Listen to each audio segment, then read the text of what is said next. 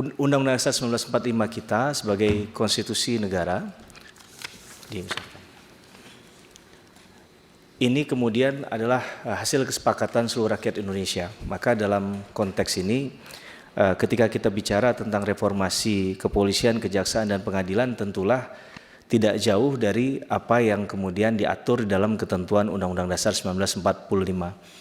Di slide pertama ini sudah saya sampaikan bahwa ada setidaknya 34 organ negara yang disebut keberadaannya dalam Undang-Undang Dasar 1945.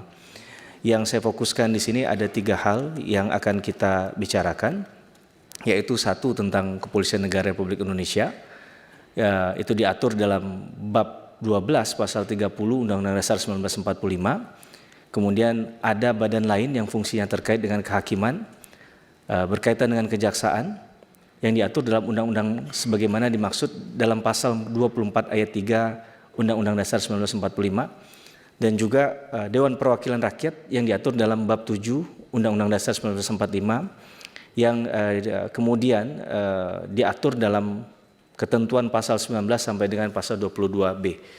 Jadi dalam konteks ini makna pembahasan berkaitan dengan konstitusi tadi yang mengatur badan-badan yang bicara tentang kepolisian, kejaksaan, dan kehakiman. Di poin kedua, saya masuk dengan kata officium nobile untuk mengingatkan kita semua bahwa 3 lembaga ini adalah 3 lembaga penegak hukum yang marwahnya harus dijaga, bahwa mereka adalah melakukan tugas-tugas yang terhormat begitu ya, dalam hal menegakkan keadilan dan kebenaran.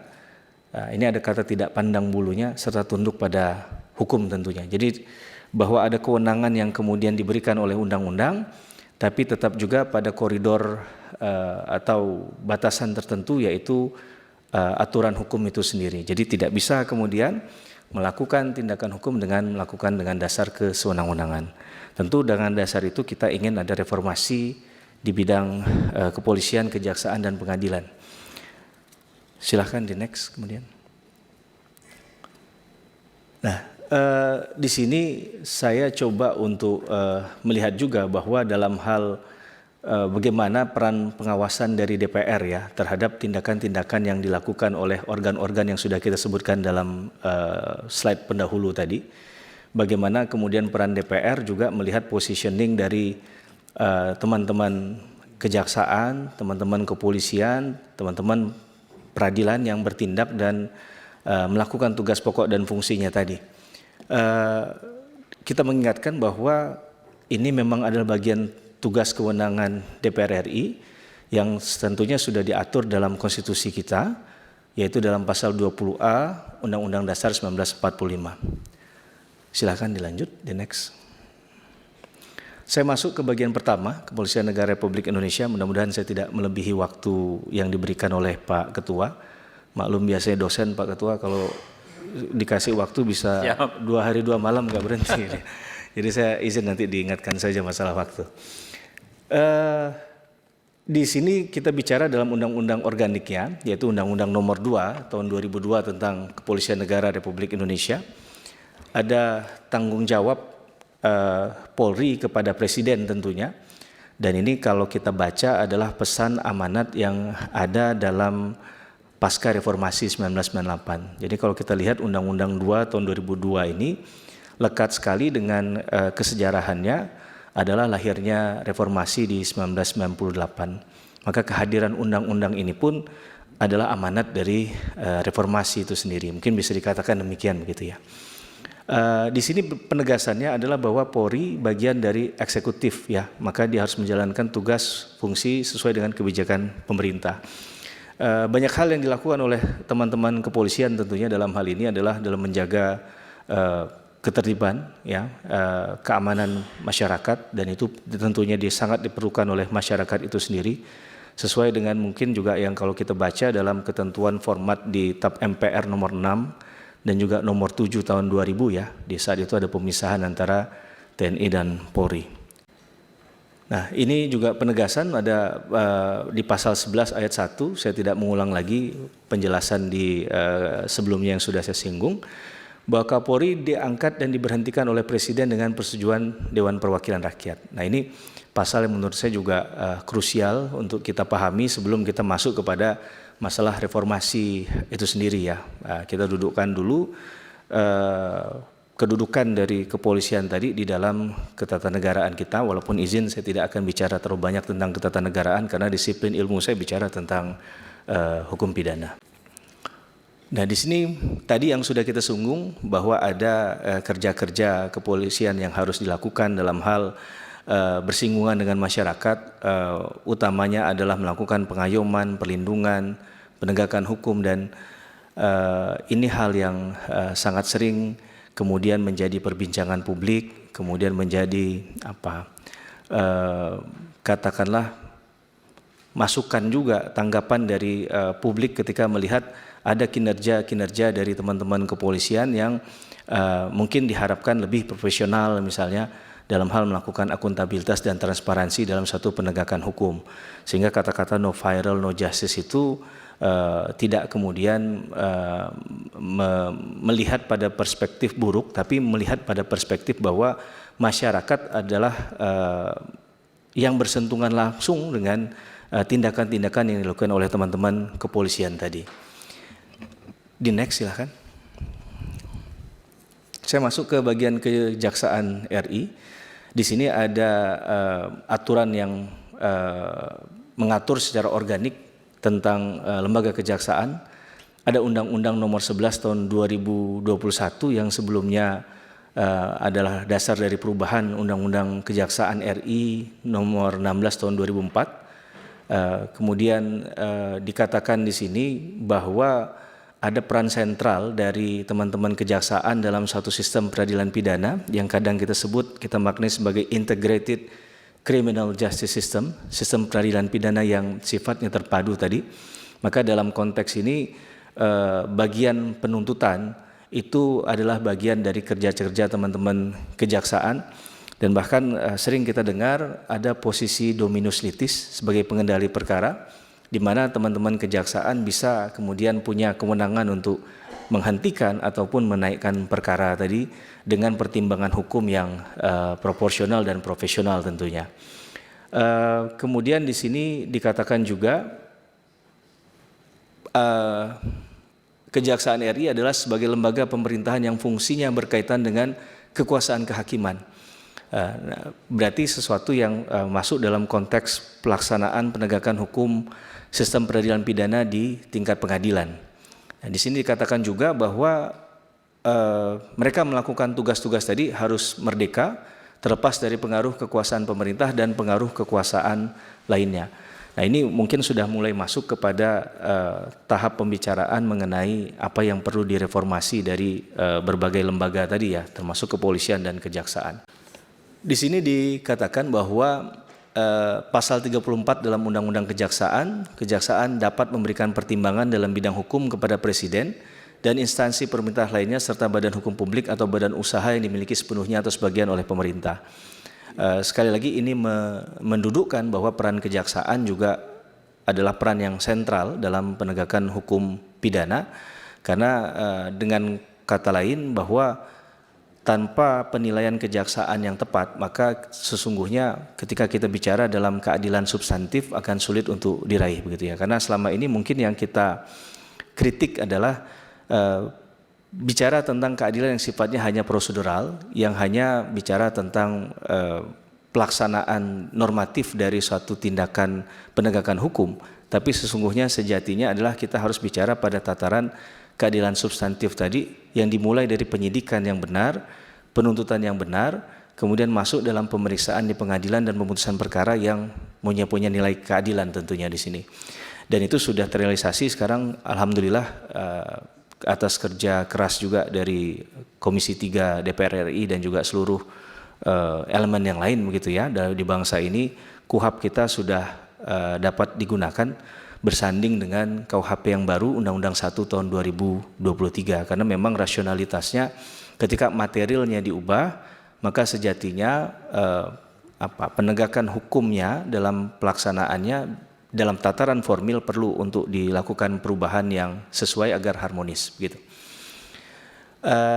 Berkaitan dengan dominus litis memang akan banyak pandangan yang menarik sebenarnya dari konteks itu, karena ketika ada kewenangan yang kemudian diberikan kepada satu lembaga, tidak hanya di kejaksaan, bahkan tadi kita sudah singgung di kepolisian, tentu hal ini harus dilakukan dengan hati-hati ya, dengan prudent sekali, karena sangat mungkin ketika ada kewenangan yang dilekatkan pada satu institusi itu bisa saja kemudian pembahasannya di luar norma. Tadi ada istilahnya melakukan tindakan yang berdasarkan pada diskresi misalnya. Sedangkan misalnya kalau kita kutip dalam pendapatnya Robert Klitgaard dalam tindak pidana korupsi, bagaimana rumus tindak pidana korupsi itu dijelaskan, yaitu C sama dengan M plus D minus A. Corruption sama dengan monopoli plus diskresi minus accountability. Maka diskresi ini juga menjadi penting. Dan itu juga sasaran utama yang tidak hanya ke teman-teman kejaksaan tapi juga di kepolisian ketika dia melakukan satu penindakan atas dasar diskresi tadi. Yang saya maknai bahwa diskresi itu pasti benar dan selalu positif dan baik. Nah, bagaimana kemudian merealisasikannya dalam praktik memang tidak mudah begitu. Tapi setidak-tidaknya pemahaman kita adalah diskresi itu untuk satu tindakan yang baik tadi. Isu krusial ini saya katakan bagi kedua lembaga ya, saya tidak mencoba untuk memisahkan karena setelah saya lihat-lihat ada kemiripan isu yang kemudian bisa digunakan dalam menilai perlunya reformasi yang dilakukan bagi kedua lembaga tadi.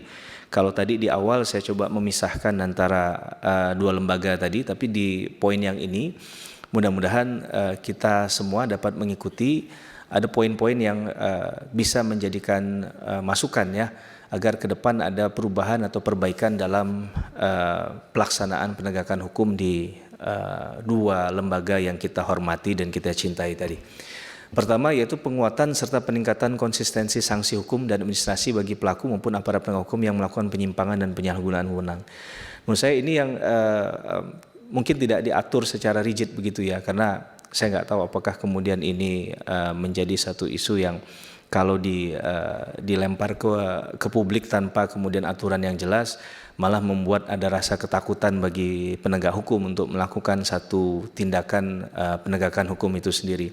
Tapi mungkin kalau kita melihat dari perspektif masyarakat, ya ini kalau ada satu tindakan yang jelas yang terukur kepada aparat penegak hukum yang melakukan kewenangannya tapi kemudian tidak melakukan kewenangan yang semestinya dilakukan atau kita sebut sebagai penyalahgunaan wewenang, maka ini adalah bisa diberikan tindakan hukum yang tepat sehingga menimbulkan mungkin istilahnya deterrent effect ya, efek jera begitu.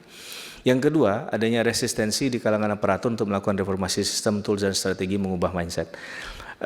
Reformasi ini tidak hanya bicara tentang hukum menurut saya semata-mata, tapi ada bagaimana paradigma berpikir, bagaimana kemudian visi dan misi itu bisa diturunkan tidak hanya di ranah top level saja, top manajemennya, tapi juga sampai kepada level yang terbawah.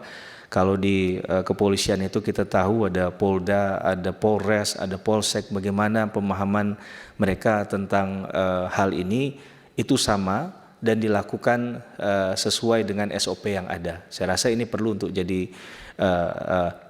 pandangan kita bersama, dan itu juga sama di kejaksaan tinggi, di kejaksaan negeri dan seterusnya. Yang ketiga, lemahnya komitmen, koordinasi dan konsistensi dalam penegakan hukum. Mungkin saya menyoroti di poin tengah ya, ada koordinasi di sana.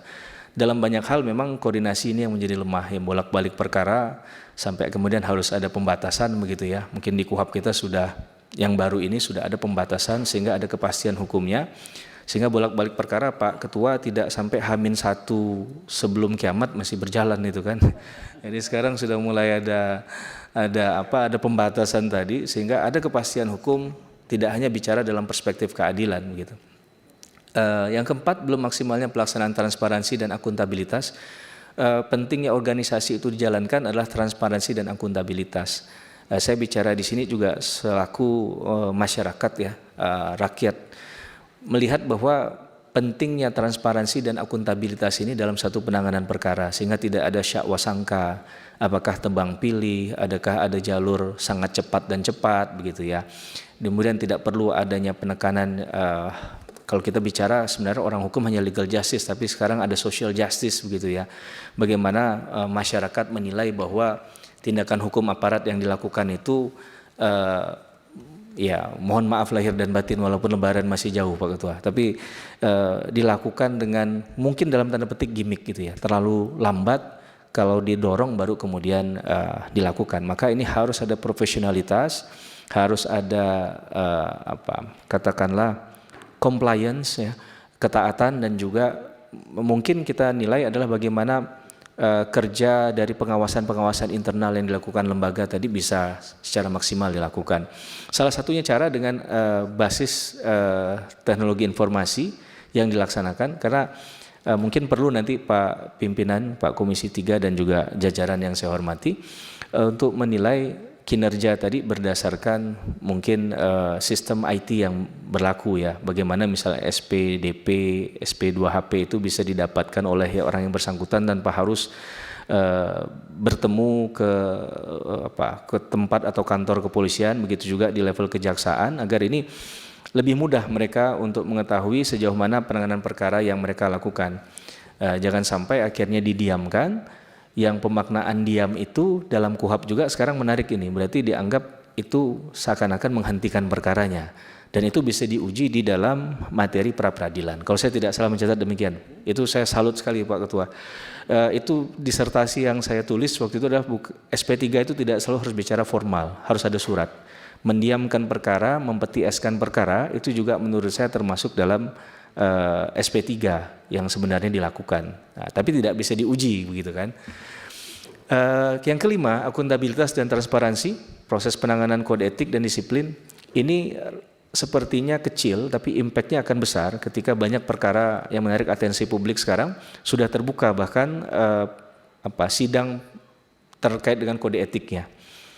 Di kasus yang besar dulu, mohon maaf, ada kasus Sambo misalnya dan lain-lain, kan mulai untuk dinilai publik begitu, bahwa ada kesungguhan dalam hal melakukan reformasi dalam satu lembaga, dan ini tentu baik bagi lembaga tersebut. Isu netralitas dan profesionalitas menjadi lembaga hukum yang independen, mudah-mudahan ini tidak hanya jadi slogan. Saya yakin kita semua sudah paham betul bunyi kalimat ini, dan juga mungkin sudah punya pemahaman yang komprehensif, tapi dalam tataran praktik memang agak sulit untuk bisa memisahkan antara netralitas, profesionalitas tadi dengan mungkin kedekatan dengan kekuasaan tadi. Nah, sehingga perlu dilakukan langkah-langkah agar penanganan perkara yang menarik atensi publik itu didorong untuk kecepatannya bisa mungkin lebih dibandingkan dengan penanganan perkara yang sebelum-sebelumnya. Walaupun saya tidak mengatakan harus ada diskriminasi ya dalam penanganan perkara, karena semua perkara bagi mereka yang mencari keadilan adalah sama gitu. Persoalan pelaksanaan due process of law dalam hukum acara ini bagaimana kemudian dalam berpraktik melakukan tindakan-tindakan itu tidak boleh menegak hukum dengan cara melanggar hukum itu sendiri. Maka konsepnya sekarang kita juga senang sekali ya, banyak aparat penegak hukum yang sekolah sarjana hukum untuk paham teori, asas, prinsip hukum, sehingga mereka tidak hanya bicara dalam tataran praktik, walaupun praktik itu selalu ada gap, ada kesenjangan antara das sein dan das sollen, antara apa yang ideal dicita-citakan dengan apa yang terjadi. Tapi setidak-tidaknya dengan memahami konsepsi due process of law ini, kita tentu berharap agar bisa meminimalisir hal-hal yang tidak diinginkan dalam ranah praktik. Penggunaan diskresi, tadi saya katakan ketika diskresi ini dilekatkan, digunakan, walaupun itu masih dalam batas kewenangan, tentunya harus ada kontrol. Nah, ini mungkin mekanisme kontrolnya seperti apa dalam diskresi, apakah kemudian dilekatkan hanya kepada internal saja atau bisa diuji kemudian diskresi itu di luar, mekanismenya seperti apa mungkin bisa kita bicarakan. Sekarang saya juga mendengar ada dihidupkan kembali mahkum jakpol ya, itu satu hal yang baik untuk ada pertemuan antar instansi untuk bisa membicarakan hal itu. Dan di KUHAP juga saya lihat juga mulai ada seakan-akan dalam tanda petik joint investigation ya, investigasi bersama yang dilakukan oleh kepolisian dan kejaksaan sehingga kesulitan dalam hal pembuktian itu sudah diminimalisir. Karena banyak sekali dalam ranah praktik itu ditemukan kesulitan dalam pembuktian. Yang tuntutan itu mereka tidak tahu barang bukti dan buktinya di tahapan pertama. Tapi dengan KUHP yang baru ini, sekali lagi hal-hal itu sudah mulai bisa ditekan dan diminimalisir tentunya. Silahkan mungkin 2 slide lagi, izin Pak Pimpinan. Ini saya buat dalam, ini yang terbaru nggak diambil ya. Sebenarnya bukan permasalahan birokrasi, mungkin ada yang salah dalam slide ini, saya yang terakhir tidak tertulis. Anda bicara tentang permasalahan dalam sistem peradilan pidana kita. Dalam konteks reformasi kepolisian dan kejaksaan, ada kesempatan untuk KKN, sistem IT tadi yang harusnya diubah, tapi tentunya agak sulit juga di era sekarang karena anggarannya memang sedang coba diefisiensikan begitu ya, tapi mudah-mudahan tidak mengurangi kualitas dari penanganan perkara tadi. Ada akuntabilitas, sesuatu yang dapat dipertanggungjawabkan. Secara sederhananya pertanggungjawaban itu dilakukan kepada masyarakat tentunya. Kemudian ada transparansi, bagaimana ruang-ruang untuk ya dalam tanda petik ruang gelap proses penegakan hukum itu bisa lebih dibuka dengan masyarakat tidak hanya yang berkepentingan dengan perkara tersebut atau orang yang pihak-pihak yang terkait dengan perkara yang bisa mengaksesnya sehingga bisa ada proses yang lebih fair di sana. Ini berkaitan dengan prinsip fair trial juga, menurut saya penting begitu ya. Dan sekali lagi di KUHP kita yang baru banyak prinsip fair trial yang sudah dilakukan ya, termasuk ketika advokat itu bisa mendampingi ketika seseorang bahkan dipanggil sebagai seorang saksi. Saya rasa itu satu langkah maju Pak Pimpinan dalam mencermati KUHP dalam pelaksanaannya. Kemudian ada kualitas SDM yang harus ditingkatkan. Tadi sudah banyak yang sarjana hukum, tapi ke depan harus banyak lebih lagi yang tidak hanya bicara tentang profesionalitas di lapangan, tahu bagaimana mekanisme di lapangan, tapi juga tahu bagaimana teori-teori yang tepat dalam pelaksanaannya, asas-asas yang tepat, sehingga tidak kemudian menabrak aturan hukum yang ada. Merit system ini penting, masalah profesionalitas juga sebenarnya, bagaimana orang yang ditempatkan di pucuk pimpinan organisasi, ini peran dari teman-teman Komisi 3 tadi ya, khususnya misalnya pemilihan Kapolri dan Pak Jaksa Agung, diseleksi dengan ketat, dengan kemudian memperhatikan merit system tadi, agar kemudian perubahan terhadap reformasi itu bisa dilaksanakan dari top level management tadi. Masalah gaji juga di sana, ini kaitannya dengan mungkin kesempatan untuk melakukan KKN yang bisa ditekan. Dan terakhir ada sebenarnya tidak tertulis di sana, izin Pak Pimpinan, itu bicara tentang independensi. Tadi yang sudah kita singgung juga bahwa dalam penegakan hukum tidak boleh memihak, yang boleh memihak hanya bicara tentang keberpihakan terhadap keadilan. Demikian Pak Pimpinan dan juga Bapak Ibu semua yang hadir dalam rapat panja Komisi 3 berkaitan dengan reformasi kepolisian, kejaksaan dan pengadilan. Kurang lebihnya saya mohon maaf. Terima kasih atas kesempatannya. Saya kembalikan kepada Bapak Pimpinan Komisi 3 DPR RI. Wabillahi taufiq wal hidayah. Wassalamualaikum warahmatullahi wabarakatuh.